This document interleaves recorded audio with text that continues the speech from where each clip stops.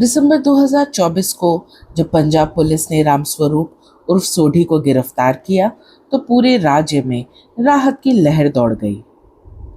18 महीने से लोगों के दिलों में बैठा डर आखिरकार खत्म हो गया था।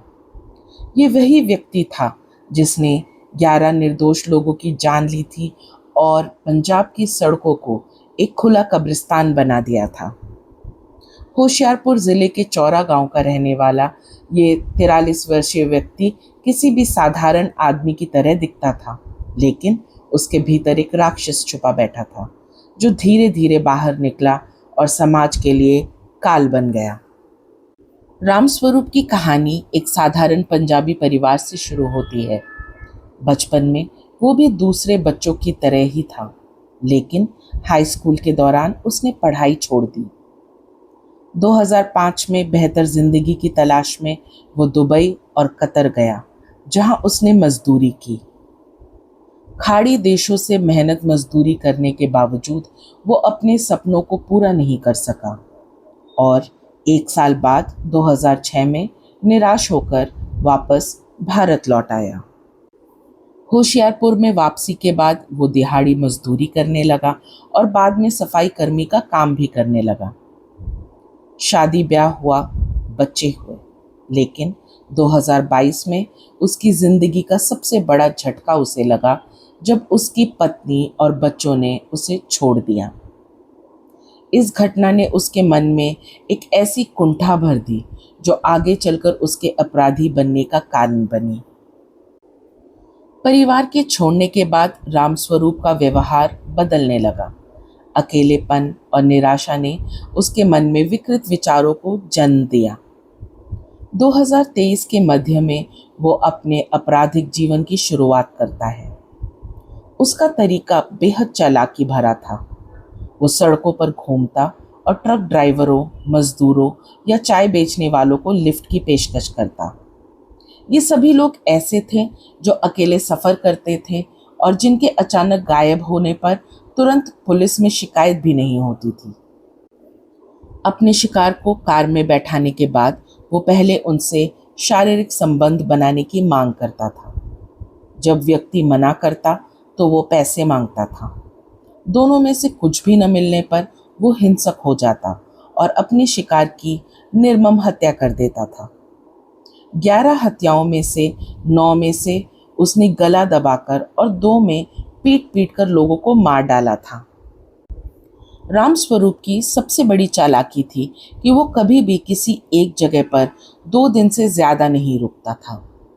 हत्या के बाद वो तुरंत दूसरी जगह चला जाता था, जिससे पुलिस को उसका पता लगाने में मुश्किल होती थी। वो मृतक के मोबाइल फोन और पैसे लूटकर भाग जाता और फिर किसी दूसरे जिले में अपना अगला शिकार तलाशता था।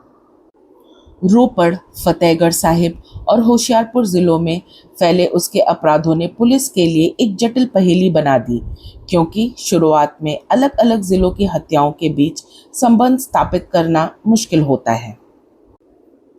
19 अगस्त 2024 को रोपड़ में मनिंदर सिंह की हत्या एक महत्वपूर्ण मोड़ साबित हुई।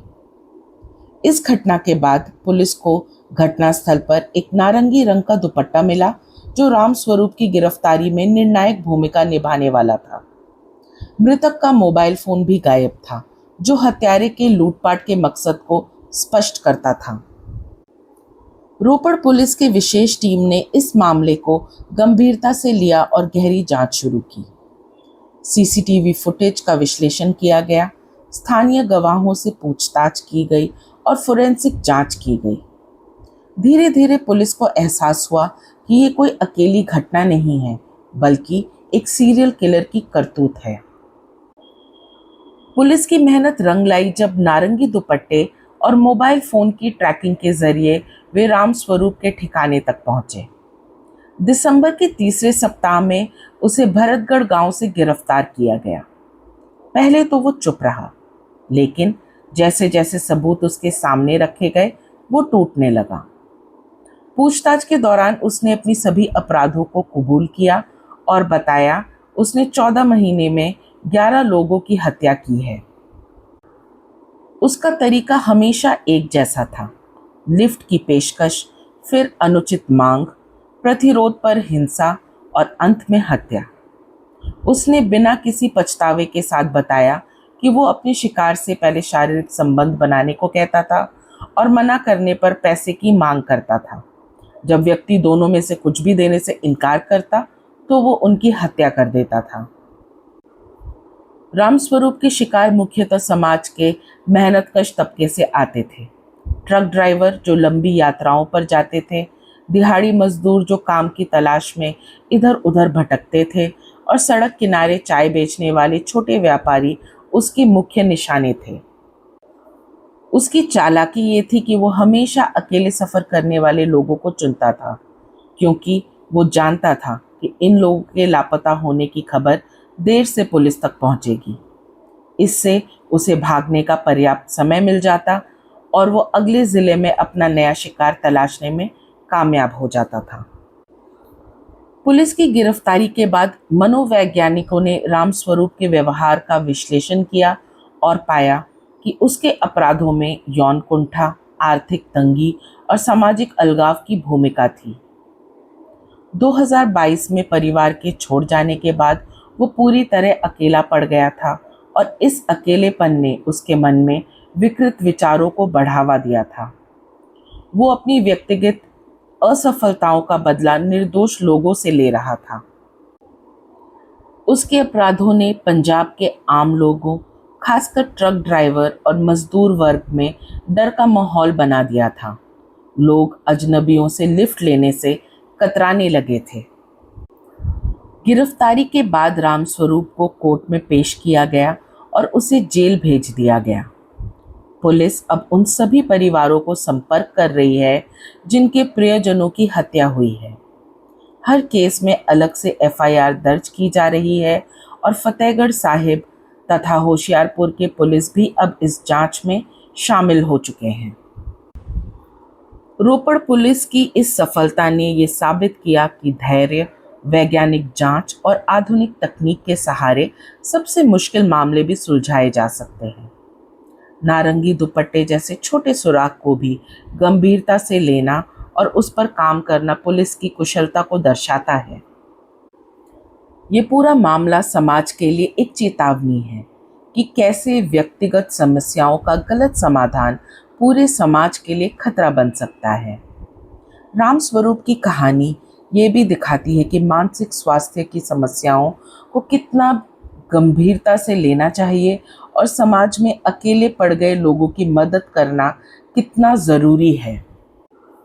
अगर रामस्वरूप को सही समय पर मानसिक सहायता मिल जाती तो शायद इतनी बड़ी त्रासदी से बचा जा सकता था। उसकी गिरफ्तारी के साथ 11 परिवारों को न्याय मिलने की उम्मीद जगी है और पंजाब के लोग फिर से सुरक्षित महसूस कर रहे हैं।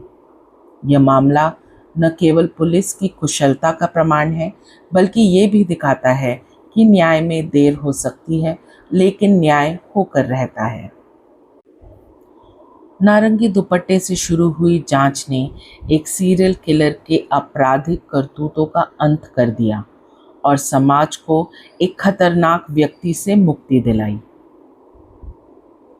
आज के लिए इतना ही। हमारे चैनल से जुड़े रहिए ऐसे ही संघर्ष से जीत तक की कहानियों के लिए। हमारे चैनल को लाइक और सब्सक्राइब करना मत भूलिएगा।